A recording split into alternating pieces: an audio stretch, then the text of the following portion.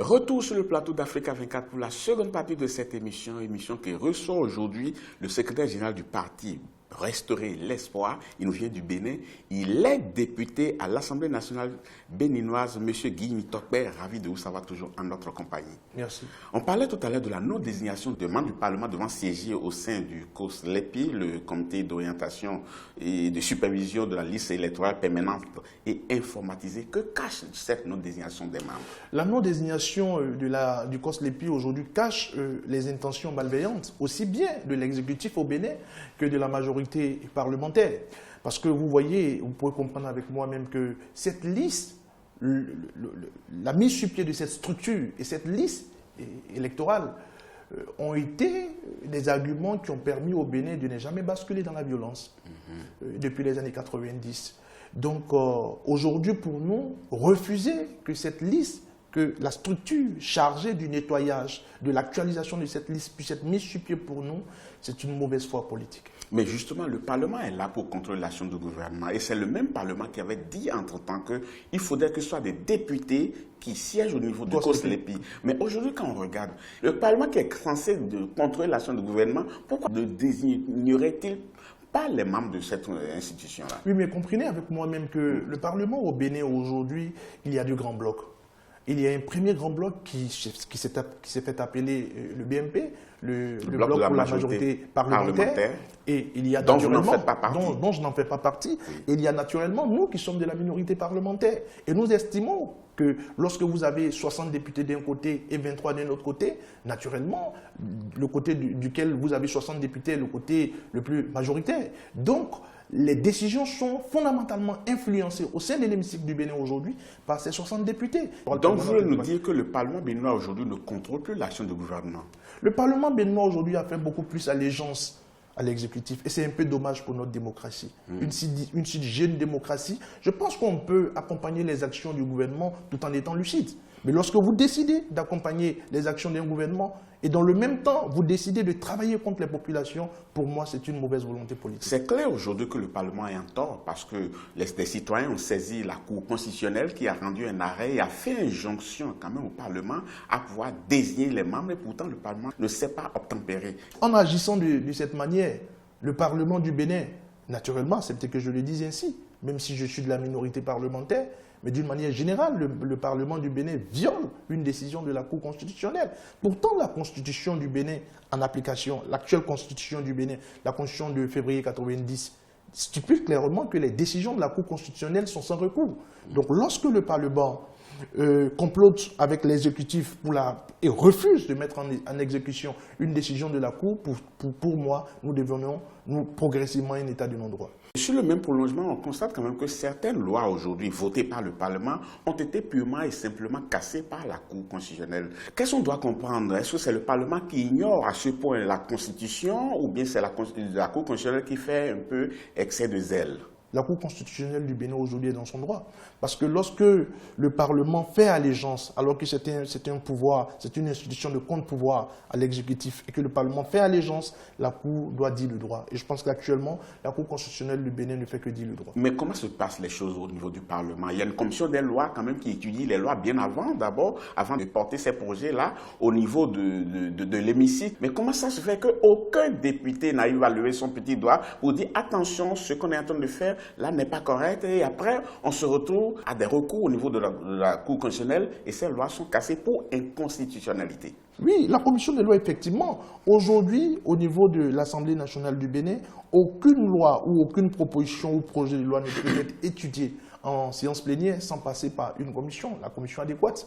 Et la commission des lois, qui est la commission la plus sollicitée, effectivement, pour nous, députés de la minorité parlementaire, cette commission a déjà fait allégeance au ministre de la Justice. Parce que le ministre de la Justice... Ça, c'est un procès d'intention. Hein? Non, ce n'est pas, non, ce n'est pas un procès d'intention parce que je suis moi-même membre, j'avais oublié de le noter, je suis moi-même membre de la commission des lois. Donc, cette commission des lois est fortement influencée, et là je pèse mes expressions, par l'actuel ministre de la Justice. Vous avez des éléments qui vous permettent de le dire? Oui, mais parce que lorsque vous êtes en commission et que vous travaillez sur des propositions ou des projets de loi et qu'au finish, c'est ce que l'équipe gouvernementale, qui normalement, selon notre constitution, peut assister aux travaux en commission, et que le dernier mot revient à une décision ou à une prise en compte totale d'un point de vue du ministre de la Justice, je pense que c'est une influence assez forte sur la commission des lois.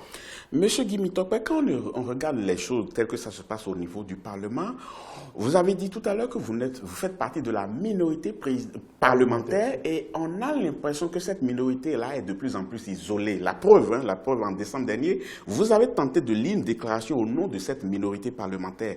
Le fond comme la forme n'était pas du goût du président de l'Assemblée nationale et, résultat de course, vous avez été stoppé net. Est-ce que, avec du recul, est-ce que vous n'êtes pas allé un peu trop loin? Babila, je vous remercie pour cette question. Et il y a un élément dans votre question que j'apprécie bien. Vous avez bien dit, est-ce que cette déclaration n'était pas du goût du président de l'Assemblée nationale? Il ne s'agit pas de son goût. Nous sommes en démocratie. Parce qu'il a d'appliquer le règlement intérieur de l'Assemblée nationale. C'est pour cela que je vous dis, il ne s'agit pas de son goût. Oui. Est-ce que nous étions dans nos droits ou est-ce que nous n'étions pas dans nos droits? C'est là toute la question. Le président m'a stoppé, c'est une bouse. Et pour moi, c'est regrettable pour notre démocratie, pour l'image de notre démocratie. C'est une erreur politique pour moi. Dans ce sens que le président m'a stoppé, m'a demandé de rejoindre ma place et que je ne pouvais plus continuer cette déclaration sur la base, selon lui, j'avais fait outrage au chef de l'État. Mais écoutez, qu'est-ce qu'on appelle outrage dans ce genre de cas? Il n'y avait pas d'injure dans la déclaration. Il n'y avait que des choses qui étaient vraies, mais qui faisaient mal parce que c'était vrai. Et dans ce cas, ce qui est dommage pour notre démocratie, et beaucoup plus pour le président de l'Assemblée nationale, pour toute son expérience en politique, ce qui est dommage, c'est que cette déclaration ne pouvait être faite qu'au sein de l'hémicycle, parce que c'est le haut lieu de la politique. En tout cas, je me suis procuré quand même un passage de votre discours. Je cite, « Nous sommes députés et assumons à notre morale défendant toutes ces lois inappropriées que nous votons dans cet hémicycle au nom de la dictature de la majorité à travers une commission des lois à genoux devant le ministre de la Justice. » Fin de citation. Ce n'est pas un peu trop fort par là? Ce n'est pas fort, je l'ai dit tout à l'heure, je l'ai expliqué. Ce que nous appelons ici une commission des lois à genoux devant le ministre de la Justice, pour moi, c'est que le ministre de la Justice, de par son rôle, influence un peu trop les décisions de la commission des lois.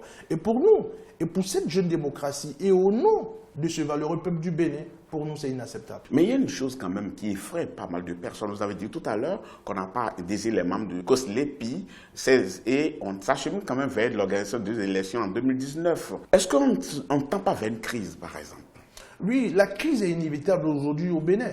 Mais pour nous, en tant que députés de la minorité parlementaire, nous ferons tout pour préserver la paix.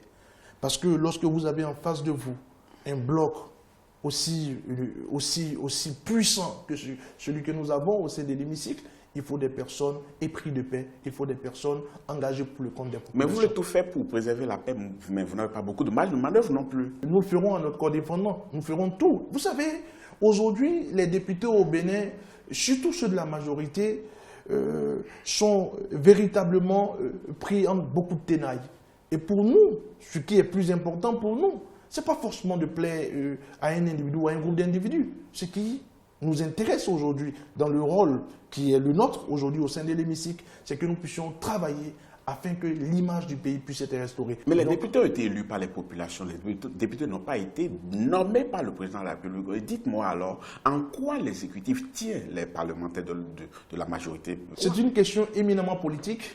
Et à des moments donnés, je n'ai pas la réponse pour certaines questions. Je ne peux pas comprendre, à la place de mes collègues, qu'est-ce qui explique le fait qu'ils soient aussi retenus par l'exécutif, alors que le rôle premier qui leur est conféré par la Constitution, c'est qu'ils puissent constituer un pouvoir une institution plutôt de contre-pouvoir. Mais on ne peut pas finir cette émission sans parler quand même du projet de révision de la Constitution qui a été porté devant le Parlement, mais qui a été rejeté. Un fait historique qui a fait basculer quand même tout au niveau du Parlement béninois. Est-ce qu'avec du recul, vous estimez que vous étiez dans vos droits? Oui, si c'était à reprendre dans les mêmes conditions, je pense qu'on aura le même comportement. Est-ce que c'est le président qui ne nous a pas suffisamment sensibilisés? Je pense que le test n'était pas suffisamment consensuel. Et la Constitution du Bénin dit que tout ce qui doit toucher aux élections doit se passer dans un cadre assez consensuel. Et pour moi, le projet de révision de la Constitution le projet qui a été déposé sur la table de l'Assemblée nationale et sur lequel nous avions travaillé le 4 avril 2017, pour moi, ce n'était pas un test assez consensuel. Et pourtant, c'est des jurys, ce n'est pas des moindres qui se sont réunis pour pondre ce test quand même, non? Oui, je ne remets pas en cause la capacité intellectuelle de ceux qui avaient travaillé sur le test, mais il s'agit ici de prendre suffisamment en compte les inquiétudes et l'intérêt du peuple du Bénin. Dernier élément dans cette émission, le Bénin connaît des grèves dans de nombreux secteurs ces derniers temps. Est-ce que vous comprenez les revendications des syndicalistes? Oui, les revendications des syndicalistes du Bénin aujourd'hui sont légitimes. Et comme je vous l'ai dit, on sent beaucoup plus de tâtonnement de la part de l'actuel régime. Et lorsqu'il y a tâtonnement et que les responsables des différentes centrales syndicales constatent que pendant ce temps, les réformes ne touchent pas à la poche des hauts dirigeants ou des dirigeants au plus haut niveau de la République, il y a de quoi à ce que les revendications se multiplient. Mais il y a une question quand même qui défraie la chronique, c'est le salaire des dirigeants, aujourd'hui des préfets, des ministres et ainsi de suite. Certains estiment que le train de vie de l'État aujourd'hui est trop élevé et qu'un ministre ne peut pas gagner 8 millions de francs CFA, d'autres parlent même de 16 millions de francs CFA. On ne sait pas là où se trouve vraiment la vérité parce que le pouvoir n'a pas communiqué officiellement là-dessus. Mais où est-ce que vous vous situez par rapport à ce débat-là? Oui, c'est un débat dans lequel nous nous sommes prononcés. J'ai personnellement introduit au niveau de l'Assemblée nationale du Bénin une question d'actualité sur la question.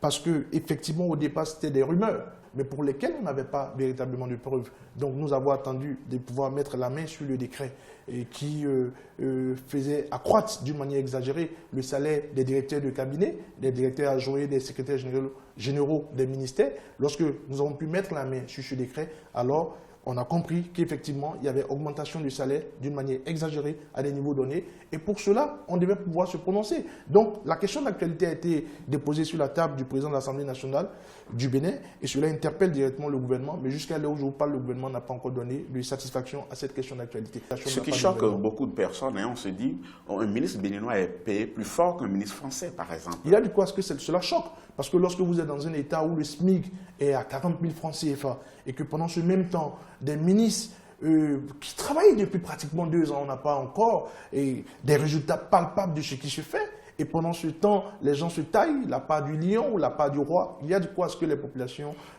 s'insurgent. Monsieur Guy Mitokpe, merci beaucoup ce soir pour cette émission. C'est moi, monsieur Babilas. Je rappelle que vous êtes secrétaire général du parti Restaurer l'Espoir, présidé par l'ancien ministre candidat Zanaï. C'était un plaisir de vous avoir eu pour ces moments dans cette émission. C'est un plaisir partagé. Chers téléspectateurs, nous arrivons au terme de cette émission. Merci beaucoup de l'avoir suivi. Je vous donne rendez-vous très bientôt pour un autre numéro. À bientôt.